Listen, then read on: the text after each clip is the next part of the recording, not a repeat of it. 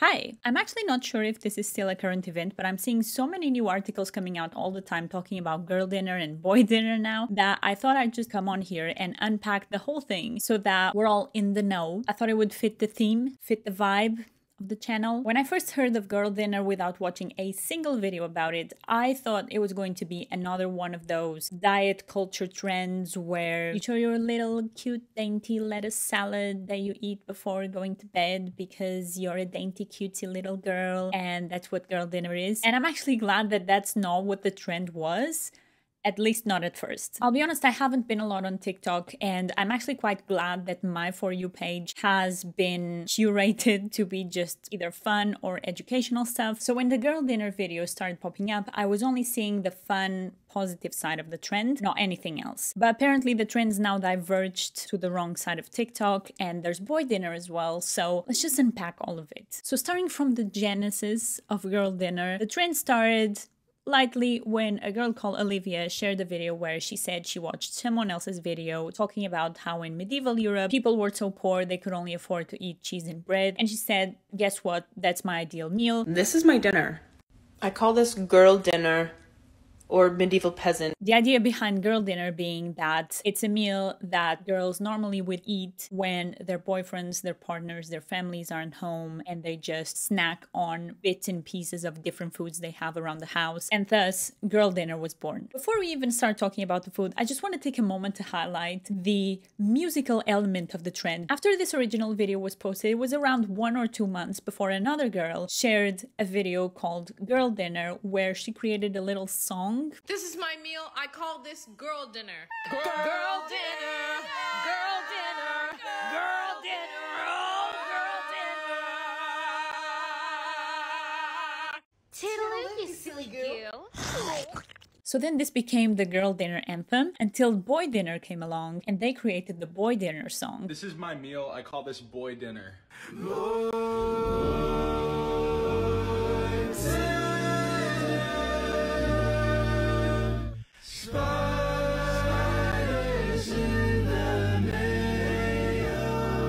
And then obviously we weren't happy that the boys had a better song than ours, so then she came back with a one-up of the girl dinner song. This is my meal. I call this girl dinner.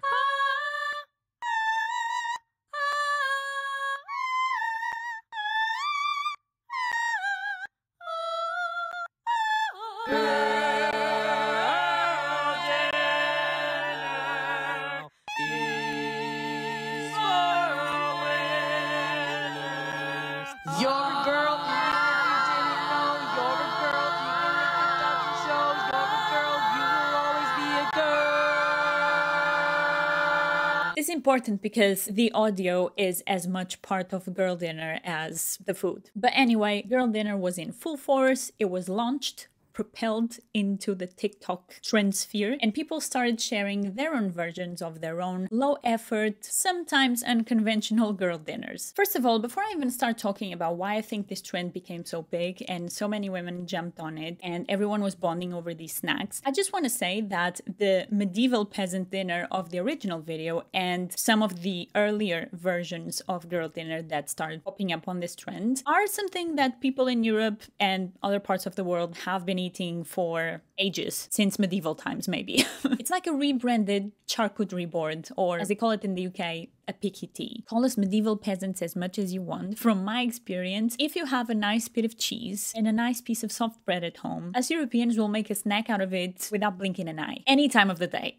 Most Mediterranean homes normally have all the bits that you see in your charcuterie boards lying around most of the time. So that's just normal life snacking on these things for us. But well, after these initial takes on charcuterie boards and picky bits, the trend then evolved into more creative, perhaps less nutritional versions of the snacks, with the premise of the snack always being that it must require no prep, must be low effort, no cleanup afterwards, and just tasty in general. It can even be a mix of leftovers. I'm not gonna lie, some of your snacks are, to put it best, unconventional choices, but as my family told me many times growing up when I would just pick random bits from the table at family gatherings, it all ends up going to the same place. So whatever tickles your pickle. So much so that the randomness and unseriousness of some of these snack plates generated a meme trend on the X, Twitter, whatever Elon's calling it this morning, platform, while people were just trying to post the most random and unconventional pairings of foods together and calling it girl dinner. Obviously, this trend went viral because it's so relatable to so many people, but I think it resonated with women for a few reasons. First, even though these snacks are not something new and we've been eating like this for ages, I think so many people resonated with this trend and loved it so much because it validates that women don't have to have perfect meals all the time. We often see those get ready with me, day in my life type of videos, and everything seems so curated, so perfect. You have the green smoothie, the perfect bowl with all these different greens bits and all the colors and all the textures and all the macronutrients. And sometimes you just need a break from that, you know? Another side to that is so many women saying that they really enjoy these meals because it's a break from having to cook a really full and complete meal for their family or for them and their partner. And it's just a moment for themselves where they just eat bits that they have lying around the house without too much effort and cleanup afterwards. Personally, I love cooking for myself and for other people, but even sometimes I'm so tired I don't even want to cook for myself, so I think just lots of people relate to that. It doesn't mean, however, that you can't enjoy these charcuterie boards or odd snacks with other people. Not only girls can have girl dinner, everyone can have girl dinner. Boys can have girl dinner as well. This is not about gendering food or snacks, it's just a concept. Second, some of these meals are 100% something I would love to have during that time of the month. The first 3 days of my period are not the time to be making logical nutritional choices. There is just not. I listen to my body and the hormones decide. Whatever results, girl dinner.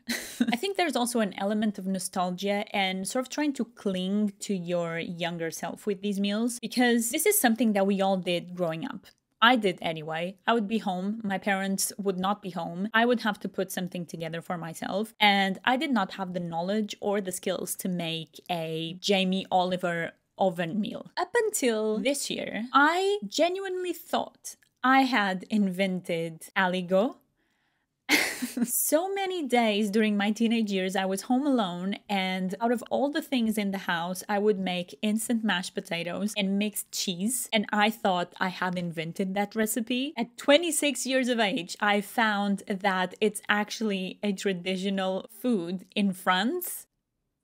And I've never been to that region of France. I didn't know it existed. I did, however, add canned tuna to my recipe because, you know, a little bit of protein. I'm actually super glad that I don't remember half the recipes of the concoctions I made at home when my parents weren't home when I was a teenager. I would just mix the most random things together and then obviously clean everything up very well before my parents got home, so there was no trace of anything that had happened. I just feel like there's an element of nostalgia in creating these nonsensical dishes or snack plates for so many people because you just get a break from being an adult. And actually, I think that with the pandemic, so many people like me in their 20s feel like they lost 2 years where they could just delay being an adult. And I think that that's one of the reasons why we have so many girl terms nowadays of like girl bossing and girl dinner and girl this and girl that. I was actually watching a video recently on YouTube. I'll put it on here. It talks a lot more beyond girl dinner and the infantilization of women and how we feel like we're not deserving of being called women and we like to cling to the girl term. I wanted to highlight this video which made me remember how delicious Cerelac is. If you don't know, Cerelac is like a baby formula.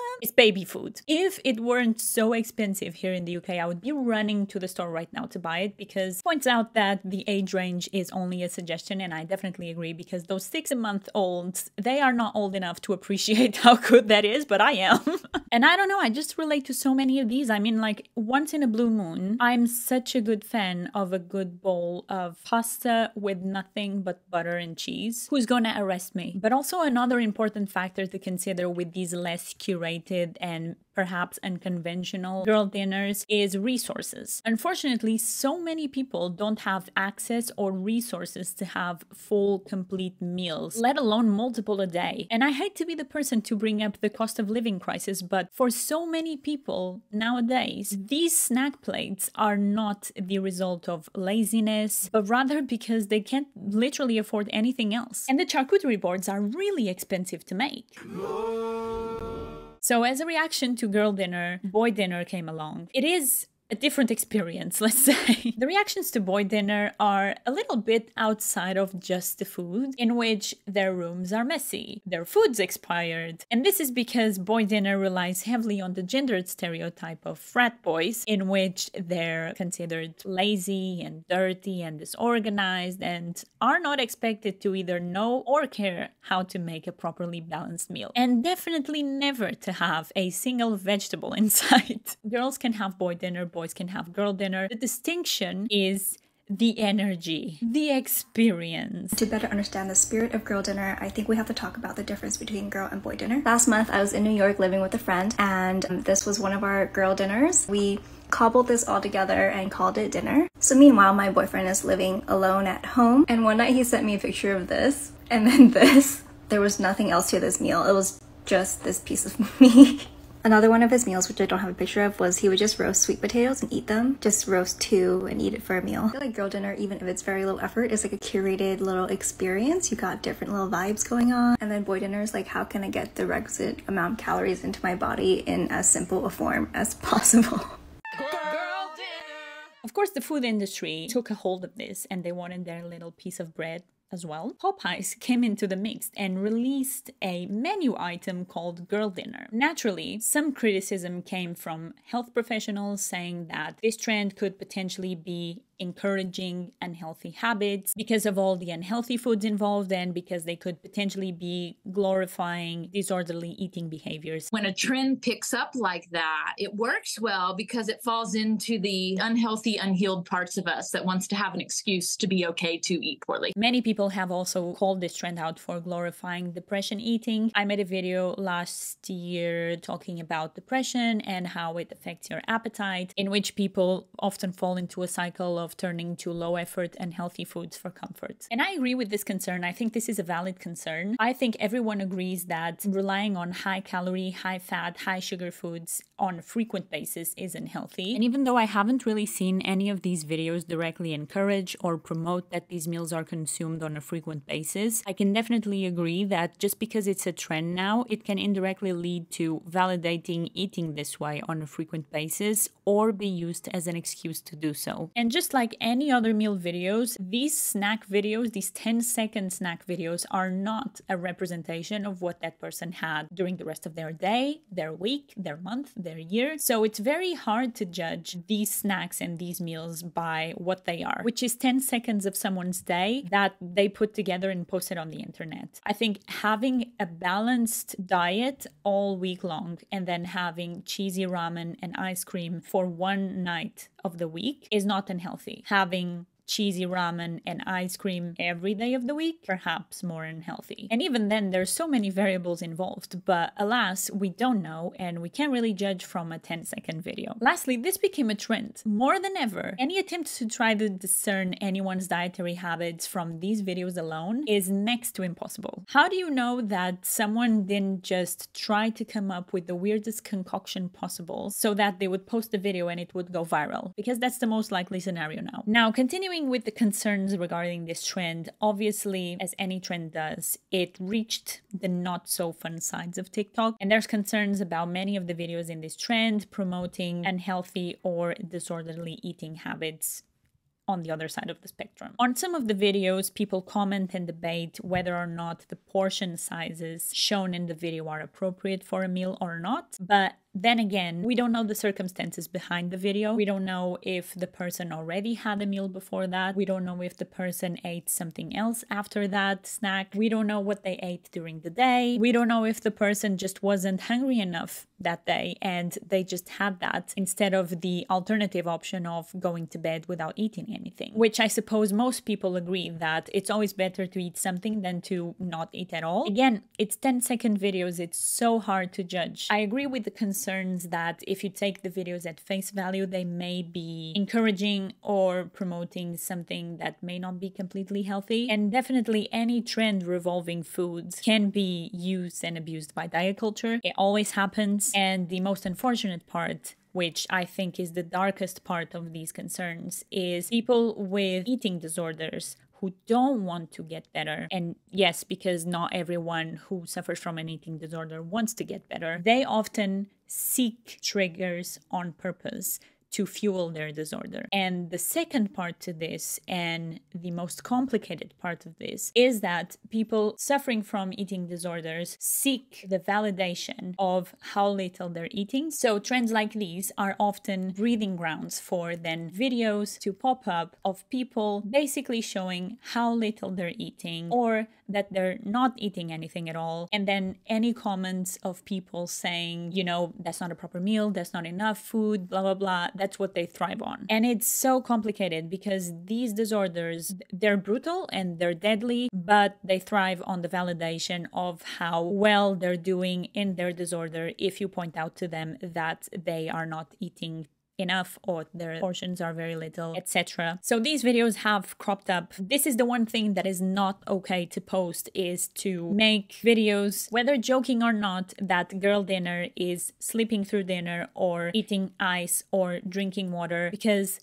that's not girl dinner, that's not boy dinner, that's not dinner, that's an eating disorder. So let's just not share that. For everyone else who might encounter these videos, the best option to react is to keep scrolling. Don't interact with these videos, because I know that on the internet there have been communities online for people with eating disorders to support each other for ages, since the beginnings of the internet. But TikTok is really the worst platform for it because of the way it makes anything go viral. If you interact with these posts, even if it's to tell the person that they shouldn't be posting that they're eating too little, that is not enough, blah, blah, blah, whichever concerns you have, if you engage with those posts, TikTok will push the video further out to others, and then it will show those videos to young viewers who have no business being exposed to any of it. And if this were any other social media platform, I might advise you to try and report the content so that it's not shown to impressionable viewers. However, I tried testing this, and although TikTok claimed that they don't allow disordered eating and unhealthy body image content on their platform, I reported 2 videos that clearly showed and promoted disorderly eating behaviors, and both of them were marked as a no violation. In fact, any content that I've tried reporting in the past 2 years, whether it's for harmful content or for bot accounts trying to promote crypto scams, they always say they didn't find any violation. So I actually don't know why TikTok has a report functionality even, because clearly they don't do anything with it. So unfortunately for us viewers, the only option we have to try and steer this kind of content from being shown to young viewers is to just not engage with it. Also, something else that I need to bring up are the girl dinner filters. This could have been a really funny concept, just giving you random foods that might be an odd combination as a girl dinner joke. But what really rubbed me the wrong way are the options that all of these seem to have, including ice cubes, sparkling water, vitamins, probiotics. Like, why? In my opinion, if girl dinner had only one rule, let it be that if something doesn't have calories in it, then it doesn't constitute the meal. Those are the concerns from that side of the trend. But let's lighten up the mood. Girl dinner is just a less put together meal that you can enjoy every now and then for your heart's content. In the end, it really is just a snack. But there's been so much buzz around it and so many articles popping up about this that I just wanted to come on here and do a little roundup of the situation. Anyway, let me know in the comments what your favorite strangest combo of foods is, because I want to know what kind of culinary fusions you've been doing on your snack plates at home. Thank you so much for watching, and I'll see you on the next one. Bye.